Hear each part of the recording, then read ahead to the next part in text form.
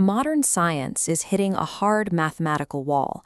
The strictly naturalistic model of life's origins, abiogenesis occurring spontaneously, has become statistically implausible. Cosmic and biological complexity is simply too dense, and the upward teleology of Darwinian evolution lacks a mechanical explanation for how that complexity first ignited. When the math is pushed to its absolute limits, the model breaks down. We are watching the collapse of the 19th century frameworks that defined modern biology. The mechanisms of natural selection describe how species adapt, but they cannot account for the origin of information required to build the first living cell. To bridge this gap, mainstream scientific papers are increasingly entertaining theories like directed panspermia. This hypothesis suggests that the seeds of life were deliberately distributed across the cosmos by an advanced, non-human intelligence. Invoking extraterrestrial seeding does not solve the origin problem. It merely relocates the miracle off-planet. It pushes the exact same biological and mathematical impossibilities into another container, requiring a prior, hyper-advanced civilization to act as the creator. The strictly naturalistic map has failed. To explain the universe we actually observe, humanity is quietly being forced to reintroduce the supernatural back into the equation, but they are insisting on doing it strictly on their own terms. This scientific vacuum coincides with a sudden, intense political obsession with unidentified anomalous phenomena. Since the mid-2020s, legislative hearings and declassified whistleblower reports have rapidly normalized the concept of non-human intelligence operating within our airspace. High-level executive directives have systematically accelerated this timeline, releasing Apollo-era logs and forcing the disclosure of hidden physics programs that were once walled off from the public. What was historically treated as fringe conspiracy is now receiving institutional backing. The search for extraterrestrial oversight, or advanced biological descendants, has become a well-funded, serious academic pursuit. By framing these anomalies through non-human intelligence and clandestine technology, institutional actors are building a specific hierarchy of authority. This constant repetition across media and policy briefings functions as predictive programming, using the veneer of scientific transparency to acclimate the public to the idea of a superior, extraterrestrial caretaker. This narrative prepares the public to trade away its own agentic power. It encourages us to abandon the responsibility of navigating our human limits in exchange for the perceived safety and wisdom of a technological master. This modern search for alien gods is repeating a very old script. It is the exact historical paradigm recorded in the early chapters of Genesis and ancient Near Eastern texts, describing an antediluvian era where divine and human categories violently blurred. Look at this cuneiform prism. It is a physical record of the Sumerian king list. Modern scholarship frequently dismisses these ancient accounts of multimillennial reigns and hybrid beings as primitive imagination, but that ignores the immense civilizational cost required to carve, preserve, and transmit this data across empires. They recorded these events because they were documenting a catastrophic reality.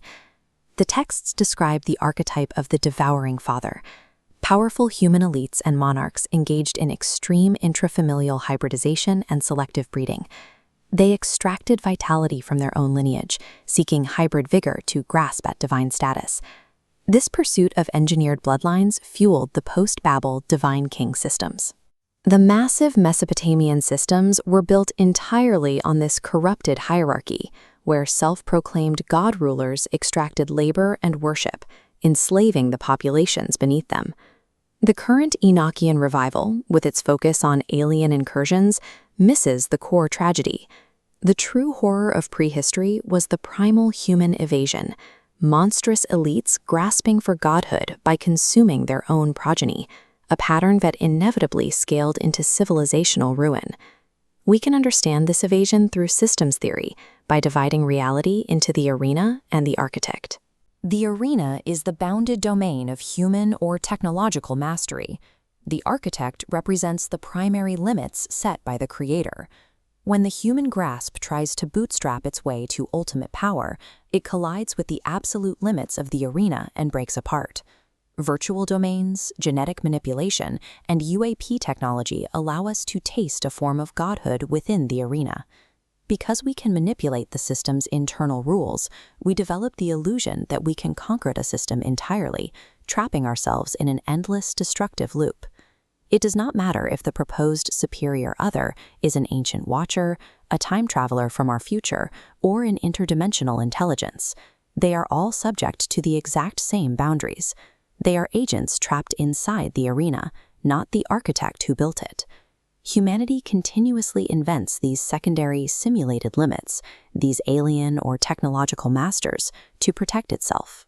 As long as we are answering to a higher agent within the simulation, we never have to face the primary limits and the absolute moral responsibility demanded by the true creator. Philosopher O.G. Rose describes how these false narratives harden into an indestructible map. This is an internally consistent, hyper-real system that curls in on itself. Once a population accepts the map's logic, the system becomes so seamless that physical coercion is no longer necessary to keep them trapped.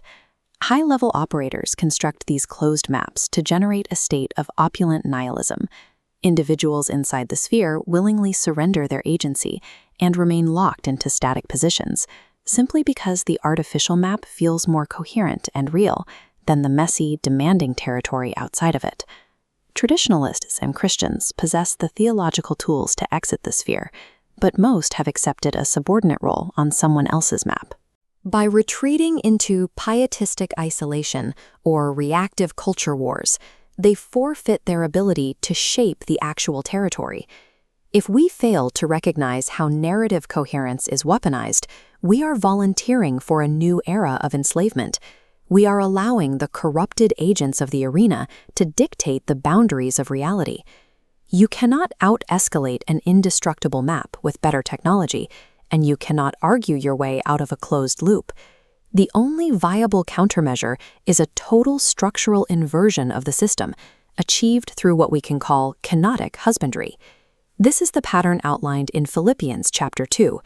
Instead of grasping for equality with God, like the devouring fathers of Genesis 6, the true creator empties himself and descends into the strict limits of the arena, submitting to the reality of the territory. The historical call of Abraham out of Mesopotamia was God's deliberate counterstrike. It modeled a new paternal economy. Abraham received the civilizational promise through trust and barrenness, flatly rejecting the slave-making systems of engineered bloodlines and human extraction. This kenotic vector is the only indestructible map that actually liberates its inhabitants. It does not trap people in a simulation, it roots them in reality, because it is the only narrative authored by the architect rather than a prisoner of the arena. This principle scales down to the practical, daily level. Applying Michael Polanyi's theory of subsidiary focal integration to theology reveals that the family unit, specifically regenerate marriage, is the primary laboratory for theosis. The masculine pours itself out into foundational reality, met by the intuitive feminine corrective to create a co-authored narrative. Because it refuses to consume the next generation, this shared narrative becomes a massive anti-systemic force, completely restoring agency to inheriting sons and daughters. This domestic model functions as a high-stakes counter-operation against the wider Enochian simulation. It scales the kenotic principle into a civilizational strategy, forging a collective destiny that refuses the call to abandon the material world. The fractal interruption of the regenerate family shatters the closed loop of the simulation. It reclaims human agency from the hands of false gods and roots it firmly in the design of the architect.